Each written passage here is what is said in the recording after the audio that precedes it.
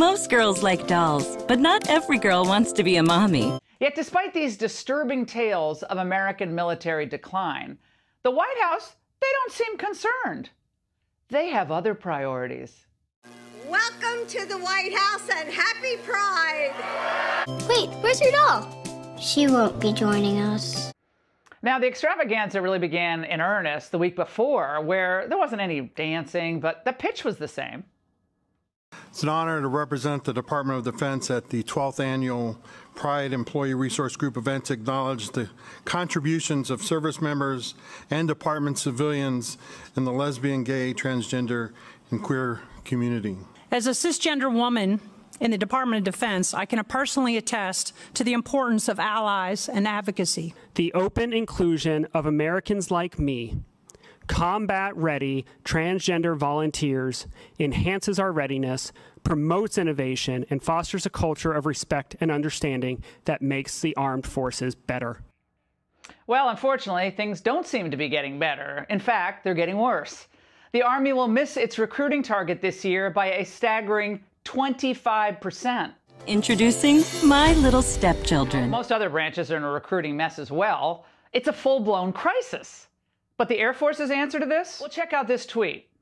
That airman isn't saluting the American flag, but instead is standing in front of something called the Progress Pride flag. But will approaches like this help with enlistment and the deficit there? I bought my kid a doll, and I asked her, Lisa, are you her mommy?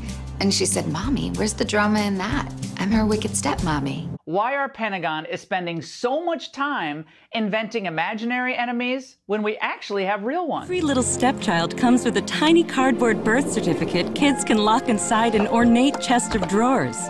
Now, this Pentagon-supported message is clear. Any deviation from their worldview is a serious threat, and it will be dealt with as such, and it will be stamped out. Then they can pretend to avoid questions about the doll's birth mother. Why all the questions, Marjorie? You're just being silly again. This is Lieutenant General Deanna Burt from the Space Force. More than 400 anti-LGBTQ+ laws have been introduced at the state level. That number is rising and demonstrates a trend that could be dangerous for service members, their families, and the readiness of the force as a whole. The Lieutenant General believes that U.S. readiness will somehow be improved if concerned parents, including many vets, are branded as haters? Some kids' gut instinct is to go dark. Why not embrace it? My Little Stepchildren are perfect for kids with a flair for the dramatic. And who would those parents want commanding their sons or daughters in battle? A man as hostile to their values and beliefs as Joe Biden? You have some hysterical and, I would argue, prejudice people who are engaged in all what you see going on around the country. It's an appeal to fear, and it's an appeal that is totally, thoroughly unjustified and ugly. These are our kids. These are our neighbors. It's cruel. Now, how exactly is this going to work in practice? Does he and the other woke activists in his White House, do they not realize how much the military depends on the South and the Midwest for its fighting force? They'll love staging a scene where the little stepchildren get sent away to boarding school. This is for the best. The first time I bought Lisa a doll, she said she felt no real connection to it. They want to poison it. The military was one of the last bastions of traditionalism left in America, and that fact was in part what made a career in the service so attractive to so many. Most serve to defend the American way of life. They don't serve to host drag shows on military bases. Like there was a sheet of glass between her and the doll. With My Little Stepchildren, she no longer feels forced to change that. Ah, yes. So beautiful. But for how long? The DoD was shamed into having to announce that it would no longer host drag shows at U.S. military installations to celebrate Pride Month. But don't consider this some big victory. So who's the doll's father? I guess a handsome widower named Richard. So our daughter is married to this guy? Not for the right reasons. Clearly, the top brass is spooked by all this activism. What are you doing, sweetie? throwing her birth mother's letters into the fire. Readiness now and readiness in the future and modernization.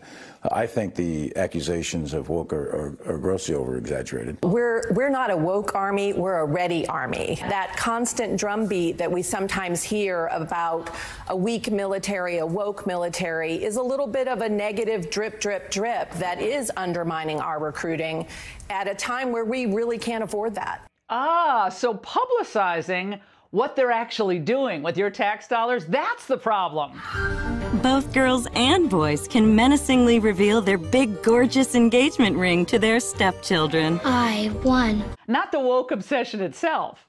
And certainly not implying that half the country is bigoted if they disagree with their new approach. So the time has come for Republicans to move past nostalgia and start to have an honest conversation. I got your daddy wrapped around my finger. My little stepchildren. Hey, some kids live for the drama. What's happening now within the ranks of the military and its leadership, and what's going to happen to our mission and whether it's going to be compromised as a result. And that's the angle. She never wanted kids. She just wanted Richard. But Richard comes with kids. Yeah, well, that's not her fault.